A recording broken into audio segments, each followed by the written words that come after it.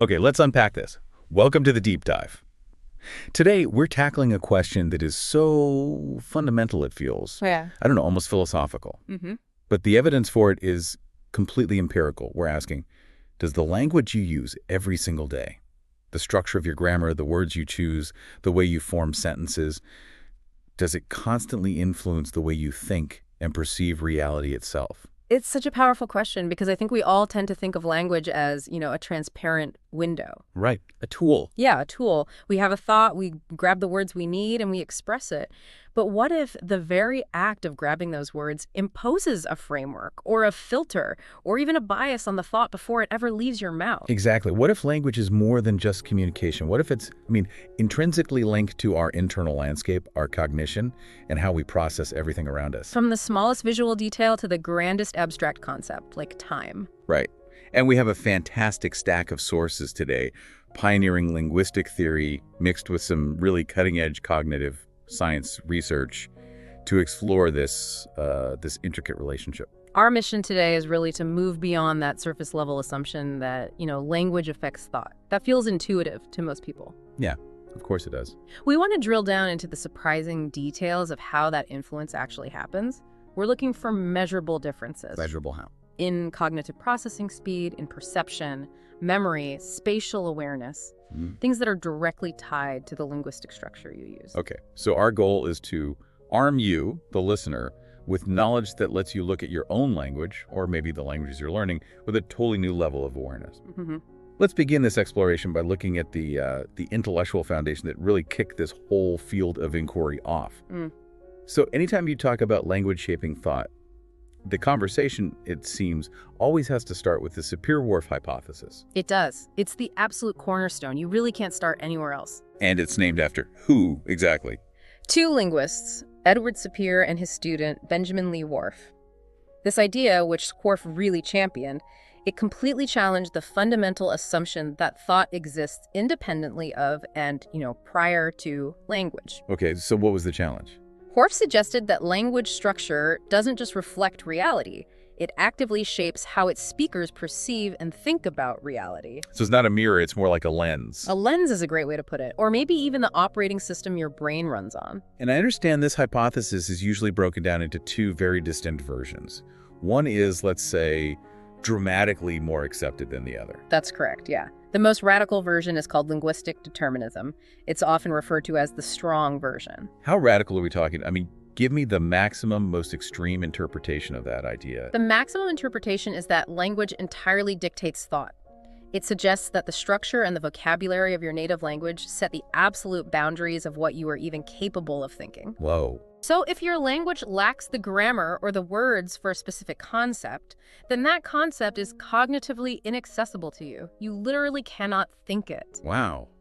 That feels incredibly limiting. It's almost fatalistic. It is. It suggests that a human born speaking a language with, say, a simpler conceptual toolkit would be fundamentally incapable of grasping complex philosophical or scientific ideas that are found in a language with a richer vocabulary for those concepts. It certainly implies that, and that limitation is precisely why modern cognitive science largely rejects this strong deterministic view. But it was popular for a time. Oh, absolutely. It gained significant traction in the mid-20th century, especially in the 1950s, when there was this strong academic focus on cultural relativism.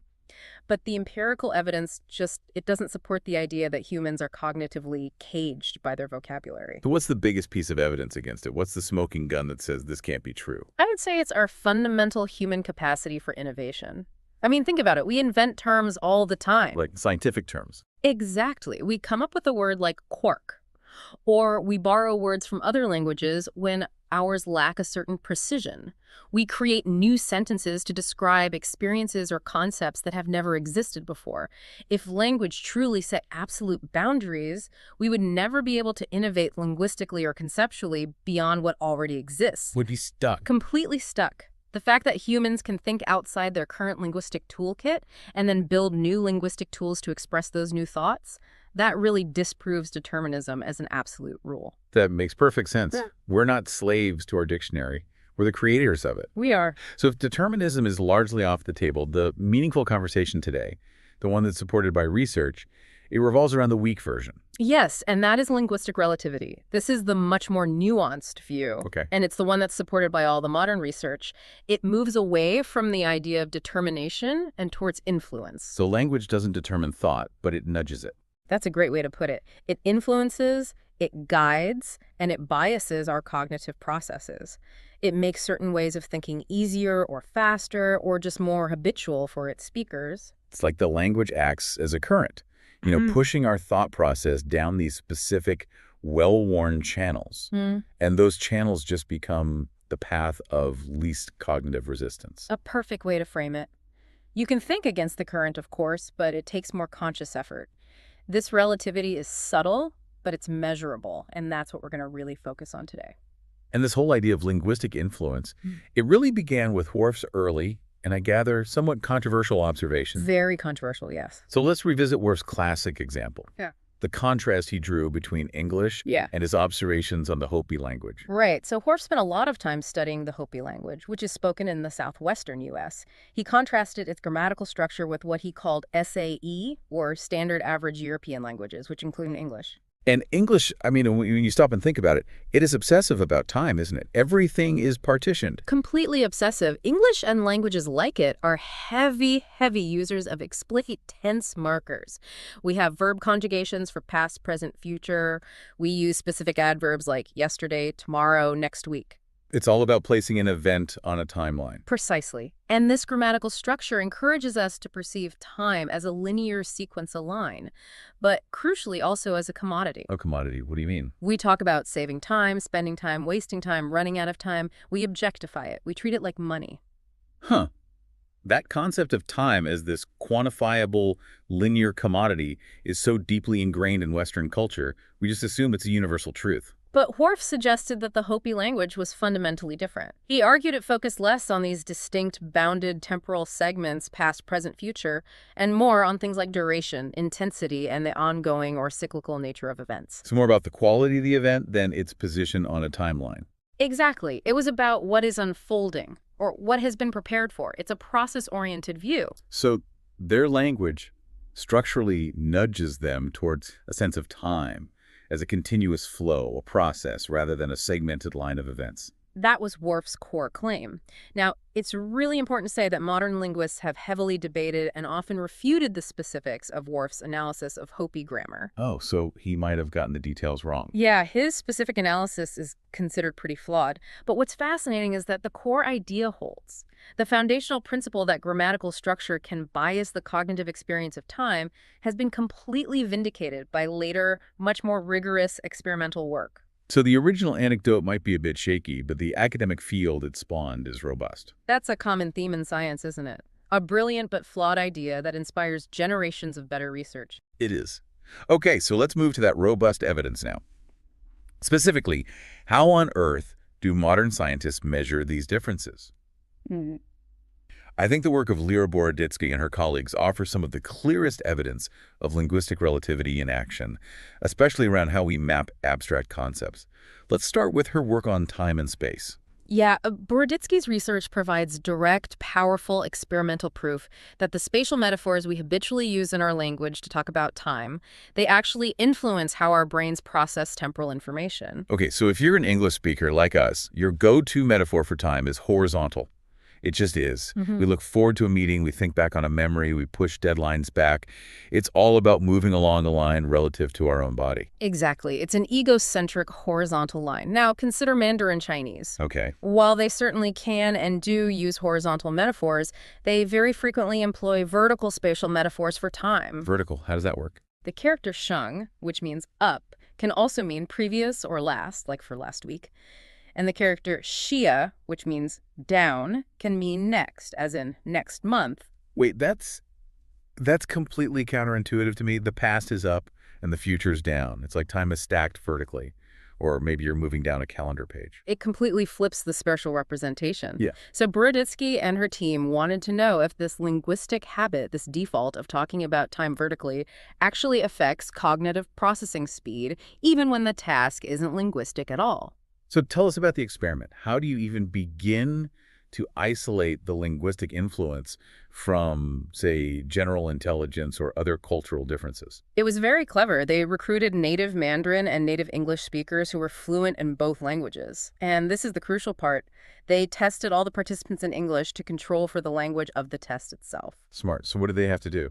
They asked them really simple temporal questions. Things like, does March come earlier than April? Or is the first day before the last day? Standard sequencing questions. Simple stuff. Yes, but here's the brilliant part. Right before answering, the participants were primed with a visual clue, either a horizontal line of dots or a vertical stack of dots. The researchers then timed how quickly the participants correctly answered the temporal questions. Ah, okay. So they measured reaction time based on whether the non-linguistic visual cue matched or mismatched the speaker's native linguistic habit for time. Precisely. And the finding was absolutely striking. The Mandarin speakers were consistently faster at answering the temporal questions when the visual prime was presented vertically. Wow. Their brains just seemed to instantly and efficiently align the temporal concept, March versus April, with that vertical representation. And the English speakers. As you'd expect, they were significantly faster when the visual prime was arranged horizontally. That is profound. It's not just that they can say time is vertical. The habitual use of that metaphor in Mandarin appears to have created an actual measurable increase in cognitive efficiency when processing time information presented in that specific spatial format.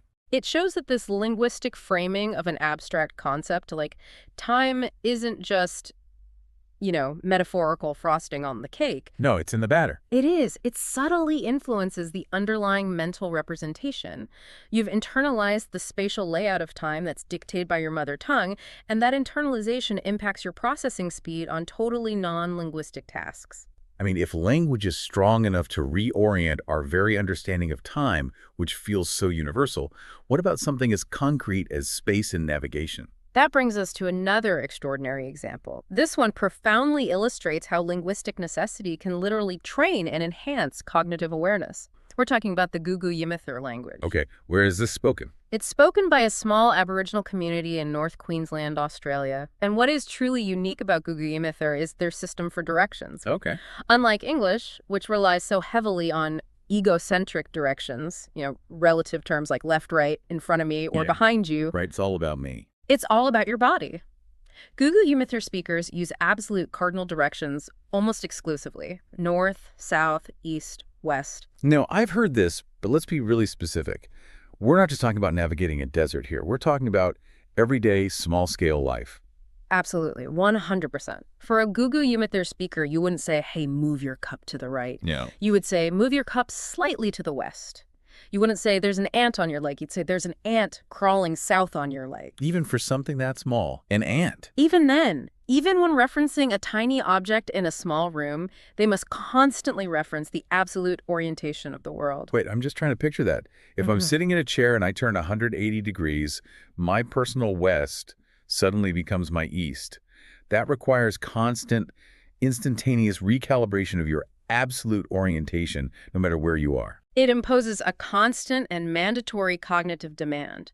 Every single waking moment, you have to know where the cardinal directions are, whether you're indoors, underground, or even if you just got spun around in a chair. It's a massive cognitive tax imposed by the language's grammar. That sounds absolutely exhausting. Yeah. But if the language requires that constant effort, does the brain, develop better skills to handle it? Phenomenally so.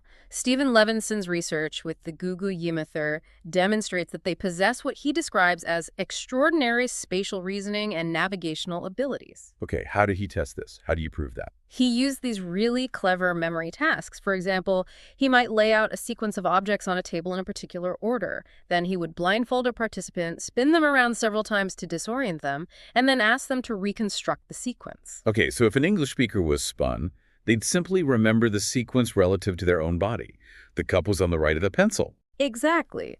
But the Gugu Yimithir speakers hadn't memorized the sequence in relation to their body at all. They had memorized it in relation to the landscape. So they were thinking. They remembered the cup was north of the pencil.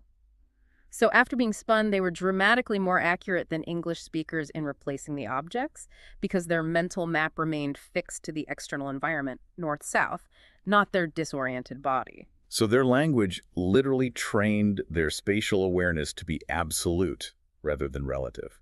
It's a real-world cognitive superpower forged by linguistic necessity. It is. The language itself trains a part of the brain that we, as English speakers, simply don't have to use nearly as much. That's the key takeaway. Their linguistic structure fundamentally alters their moment-to-moment spatial awareness, and this leads to enhanced abilities like dead reckoning, knowing where you are, and navigating without any visual landmarks. It shows how profoundly linguistic necessity can alter awareness and skill. Okay, so far we've looked at abstract concepts like time and directional concepts like space. Now let's move to how language structures the tangible world around us, starting with vocabulary itself, or what linguists call lexical specificity. Right. Vocabulary is the primary tool we use to categorize and define reality. The words you have available act like mental buckets. Mental buckets, I like that. If you have many specialized buckets for a particular domain, you notice the finer distinctions within that domain. If you only have one large bucket, all those distinctions tend to blur together. And the classic example here is color, which is perfect because the physiology of seeing color is universal, but how we label it is definitely not. Exactly. The physics of light, the cones in our eyes, that's universal. Everyone sees the same spectrum of light. But English, for example, has one core term for blue. Just blue. Right. We can modify it. Light blue, navy blue, sky blue, but the root word is singular. And Russian, which has been the subject of a lot of this research, approaches blue fundamentally differently.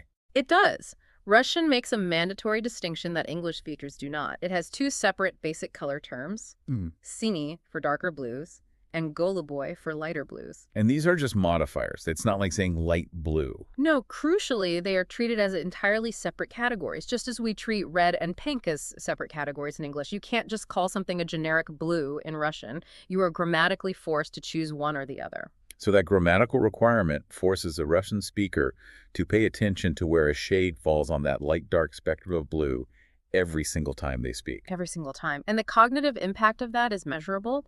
Berditsky and others conducted these studies where Russian and English speakers performed rapid discrimination tasks, basically telling two shades of blue apart as quickly as possible. Okay.